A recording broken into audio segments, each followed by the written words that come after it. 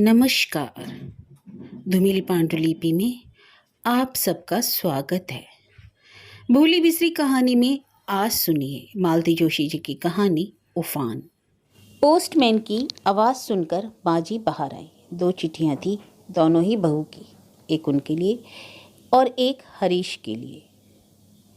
हरीश का लिफाफा उन्होंने उसकी दराज में रखकर इतनी जोर से उसे बंद किया कि मानो अपना सारा रोष उसी निर्जीव लकड़ी के टुकड़े पर निकाल रही हूँ। फिर अपना वाला कार्ड टुकड़े टुकड़े करके खिड़की से बाहर फेंक दिया। एक बार पढ़ा भी नहीं। उनका बस चलता तो हरीश की चिट्ठी का भी वही हाल होता। शुरू में तो 2-3 चिट्ठियाँ उन्होंने सचमुच ही गायब कर दी थी। हरीश दफ्तर से लौटकर रोज दराज देखता, फिर चुप रह जाता। एक दिन आखिर उसने कह ही दिया, अम्मा, मैं दफ्तर के पते से चिट्ठियां मंगाया करूं तो तुम्हें बुरा तो ना लगेगा। हरीश एकदम अपने पिता पर गया है। वाद विवाद के फेर में नहीं पड़ता। जो कुछ कहना है एक शब्द में कहकर चुप हो जाता है। वे लेकिन शर्म से पानी पानी हो गई थी। अपने इस घुन्ने लड़के के सामने अपनी चोरी पकड़े जाने का एहसास उन्हें बहुत दिनों तक घेरे रहा था। तब से चिट्ठियां चुपचाप दराज में पहुंचने लगी। बहू की चिट्ठी को वह हवा पर सवार होकर इधर उधर होते देखती रही। मुँह काट जल्दी से उड़ता भी नहीं। इससे तो शाम को सिगड़ी के नीचे डाल देती तो ठीक था, पर उतनी देर भी उसे अपने पास रखने की उनकी हिम्मत नहीं पड़ी। लगता था पास रहने पर वह पढ़ने का लोभ स्वर्ण न कर पाएंगी। तब बहू की शहद मिली मीठी मीठी बातें उसे अपने साथ बहा ले जाएंगी।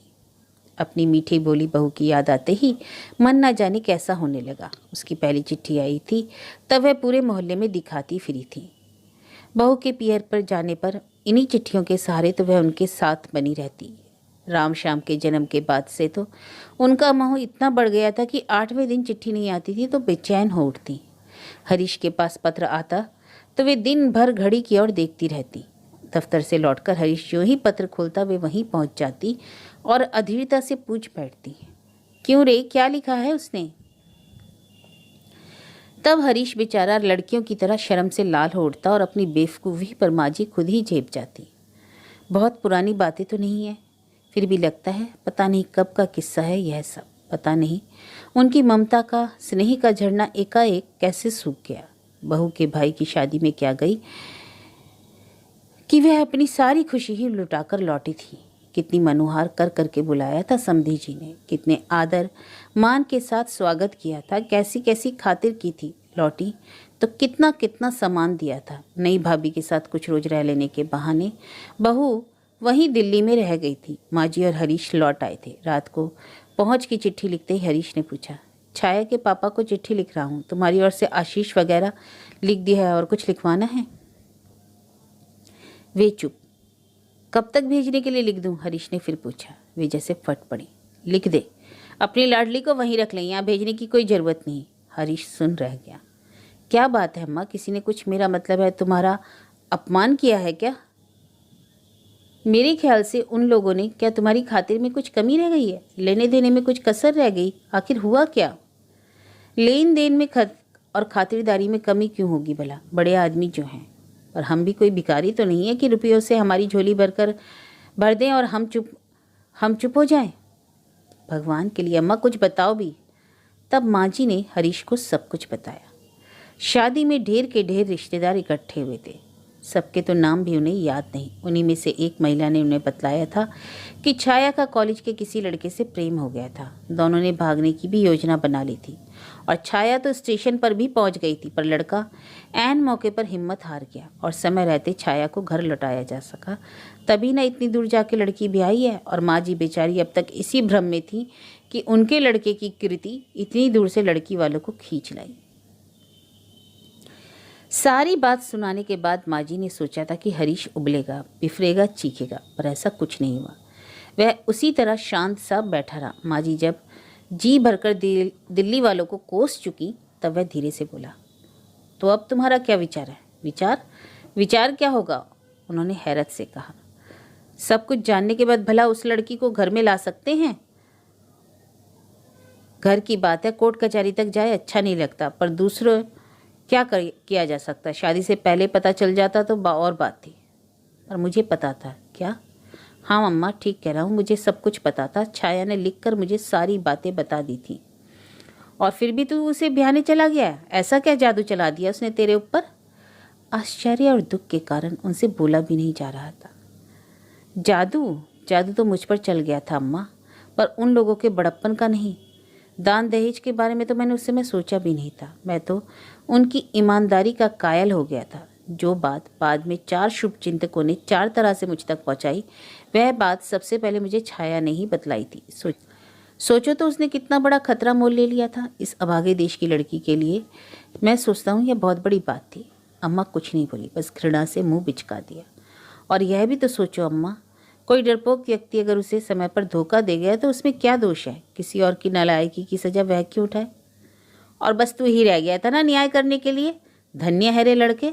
और वह दोनों हाथों से सिर पकड़कर बैठ गई थी। कमरे में एक भयानक चुप्पी छा गई थी। बड़ी देर बाद हरीश धीरे से बोला, चिंता मत करो अम्मा, जब तक तुम नहीं कहोगी मैं उसे यहाँ नहीं लाऊंगा। तुमने मेरे लिए जिंदगी में बहुत दुख उठाए हैं, अब यह एक और दुख, अनचाही बहू के साथ रहने का दुख, मैं तुम्हें नहीं दूंगा। हरीश ने बात वहीं समाप्त कर दी। माँ जी मन में कुड़कर रह गई। हीरे से लड़के की जिंदगी बर्बाद होने का दुख उन्हें साल रहा था।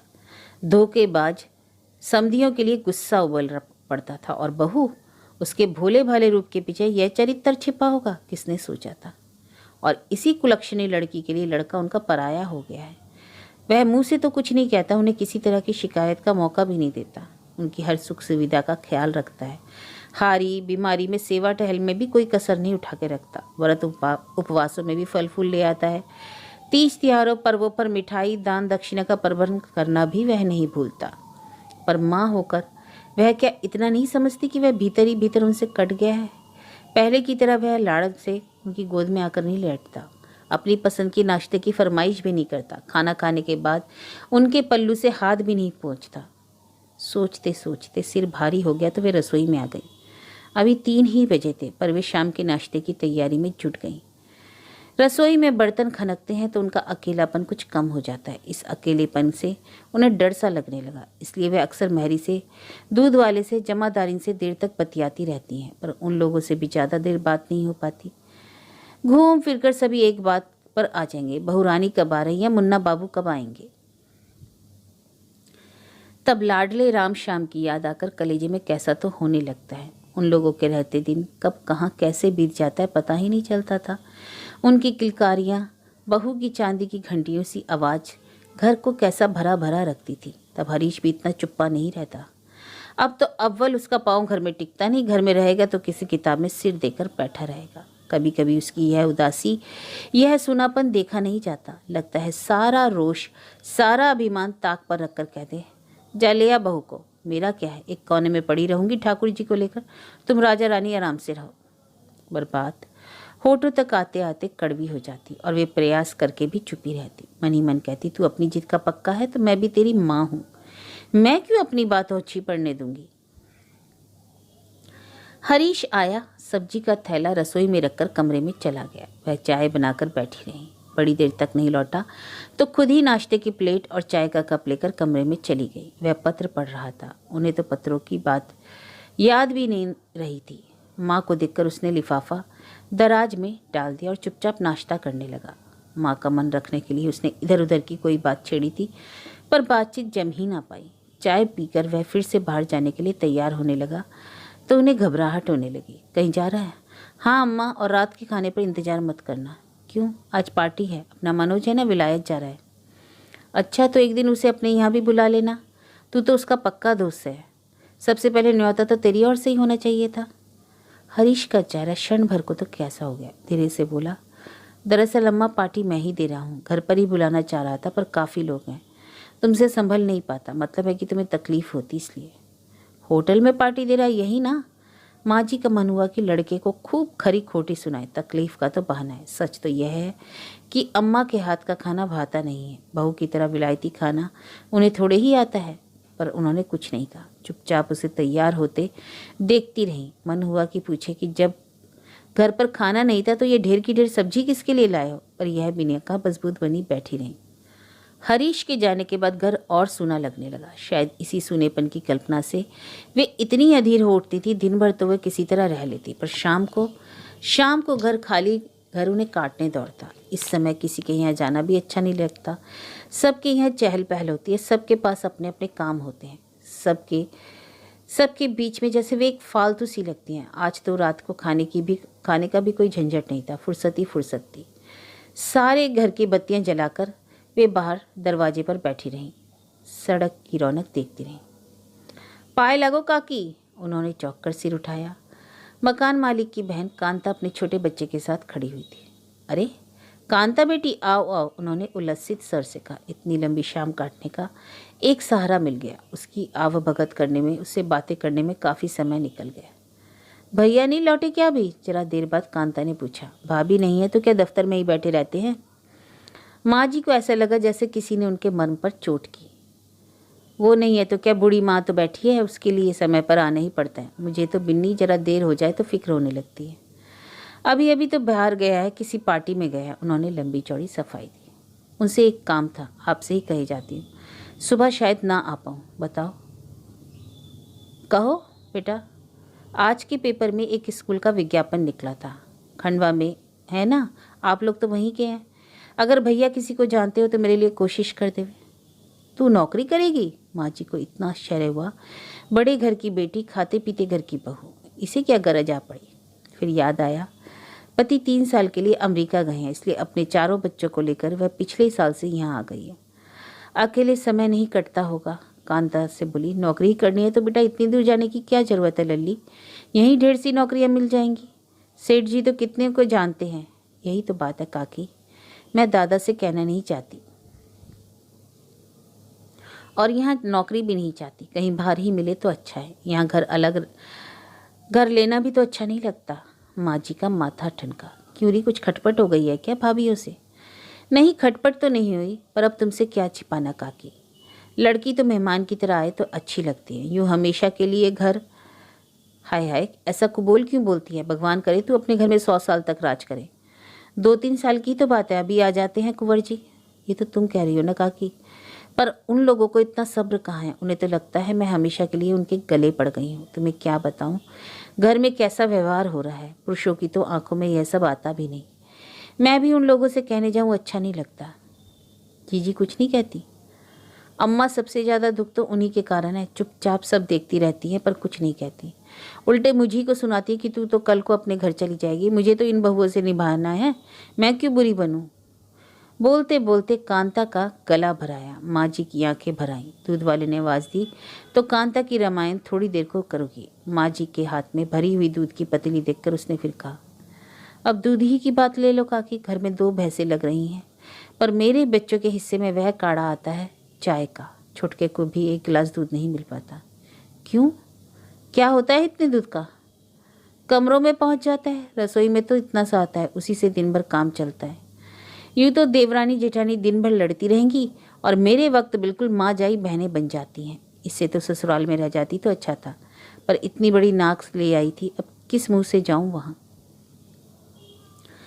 कांता के जाने के बाद भी बड़ी देर तक उनका मन उदास बना रहा। कांता तो बिहार में थी और उसके पति सिर्फ कुछ सालों के लिए परदेश गए थे। उन्होंने तो पति के पीछे पूरे 15 वर्ष देवरानी के राज्य में बिताए थे। रसोई से लेकर जचकी तक कौन सा ऐसा काम था जो उन्होंने नहीं किया, पर छोटी का मुंह हमेशा चढ़ा ही रहता।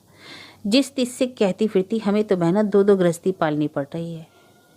देवर लेकिन सत चुकी थे, भाभी को पूछते थे और हरी को अपने सामने ही रखते, अपने साथ खाना खिलाते, पर वे ठहरे मर्द मानुस। वे क्या जाने कि किसकी दाल में घी है और किसकी रोटी चुपड़ी नहीं है, किसके दही में कितनी शक्कर है और दूध में कितना पानी पड़ा हुआ है। घर में नित्य नई चीजें बनती, उन्हें खुद ही खटकर बनानी भी होती, पर हरीश की थाली में बस 1 आध बार ही वो जाती, बाकी सब छोटी के बच्चे चट कर जाते। कई बार चोरी छुपके माँ जी ने बेटी को कुछ खिलाना भी चाहा तो उसने साफ इनकार कर दिया। बचपन से ही बड़े तेवर वाला था वह।